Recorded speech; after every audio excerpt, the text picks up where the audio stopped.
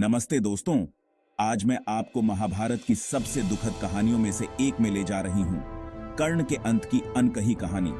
जो लोग नहीं जानते उनके लिए बता दूं, कर्ण इस महागाथा के मुख्य पात्रों में से एक है जो अपनी वीरता, उदारता और अटूट निष्ठा के लिए जाने जाते हैं। कर्ण, जिन्हें अक्सर सूर्य गॉड के पुत्र के रूप में जाना जाता था, एक सुनहरे कवच और बालियों के साथ पैदा हुए थे जिसने उन्हें लगभग अजेय बना दिया था। लेकिन उनकी जिंदगी आसान नहीं थी।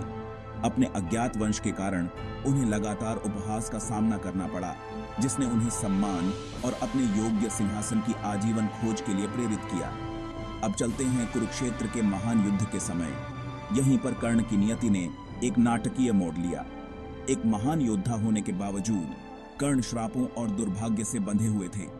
उनके अंत के निर्णायक दिन उनका रथ का पहिया कीचड़ में फंस गया। हताश और हिलने डुलने में असमर्थ, कर्ण ने युद्ध के नियमों का उल्लंघन किया और अपने साचर्योटी को रुकने के लिए कहा। लेकिन यहाँ एक मोड़ है। उनके प्रतिद्वंद्वी अर्जुन भगवान कृष्ण के मार्गदर्शन में नहीं रुके।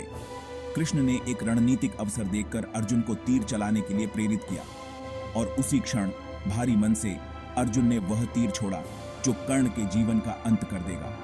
यह क्षण महत्वपूर्ण है, न केवल युद्ध के मैदान पर इसके तत्काल प्रभाव के लिए, बल्कि इसके गहरे नैतिक और नैतिक निहितार्थ के लिए भी।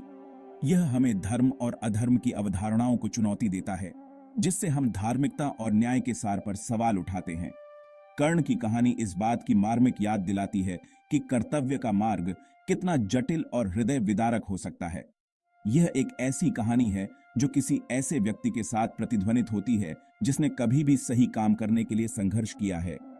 तो आप क्या सोचते हैं?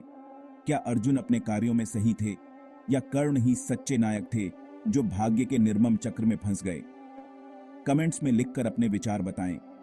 और अगर आपको पौराणिक कथाओं की सबसे बड़ी कहानियों में से एक की इस गहराई में जाने में मजा आया, तो उस लाइक बटन को जरूर दबाएं और भी महाकाव्य कहानियों के लिए सब्सक्राइब करें। अगली बार तक सवाल करते रहें, क्वेस्टे रहें।